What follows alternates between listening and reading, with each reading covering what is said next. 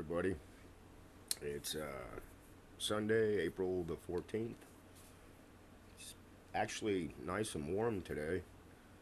Uh, we had a storm come, well, not a storm, but we had heavy rainfall earlier.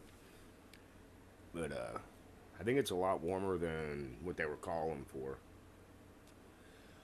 But it's not a bad Sunday. Kind of a lazy Sunday, but anyway, uh, once again, I'm gonna do a what if situation. Um, Here in the United States, we have a lot of nuclear plants. And when I looked this up, the numbers differed. They ranged from like 90 to 60.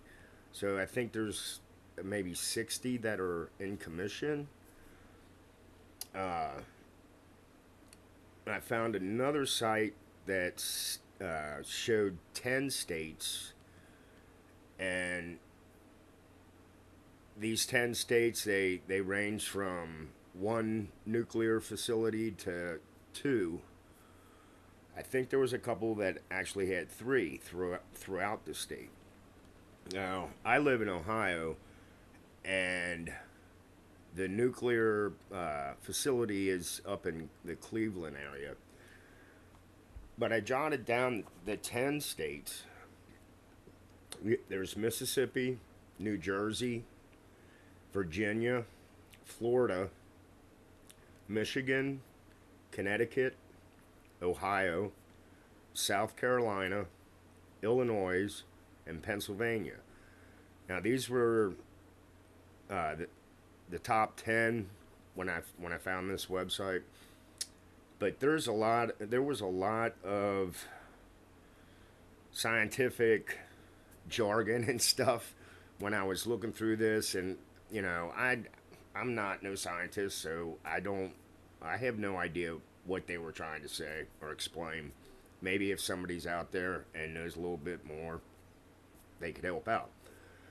Anyway, the flooding that went on, well, it was just a few weeks, well, maybe about a month ago. It was in Nebraska. They have a nuclear facility there in Nebraska, and the floodwaters were so bad that they actually had to boat in the workers. Now, that nuclear facility, it didn't get harmed or nothing like so.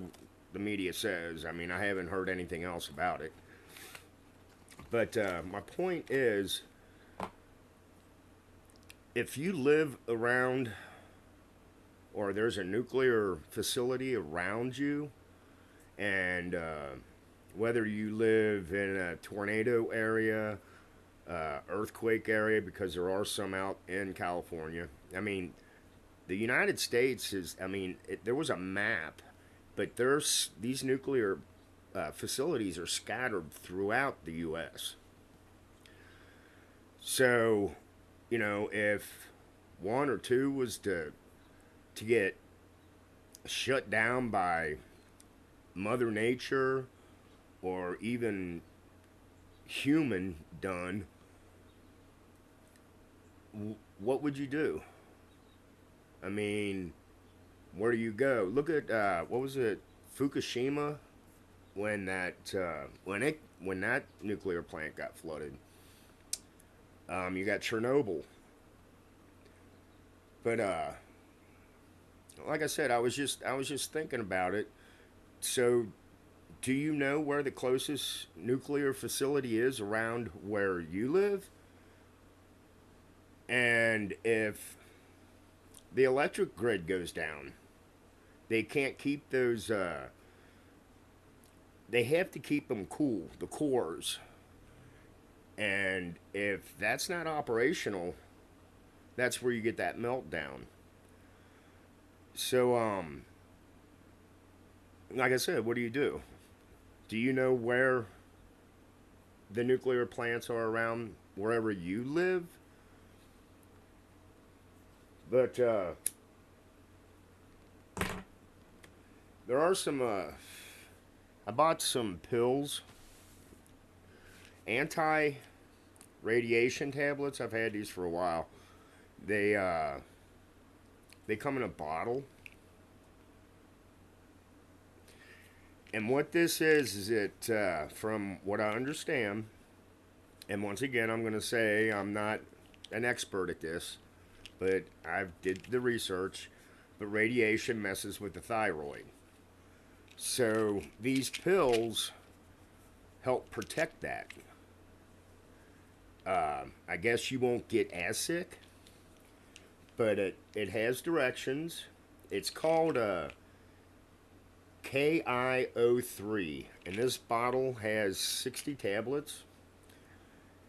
And it says to use when authorized or exposure to radioactive fallout. Examples they have on the label are it's like if a nuclear plant near you falls, it just goes bad. And if you're downwind, that radiation is going to come to you. So you want to use these.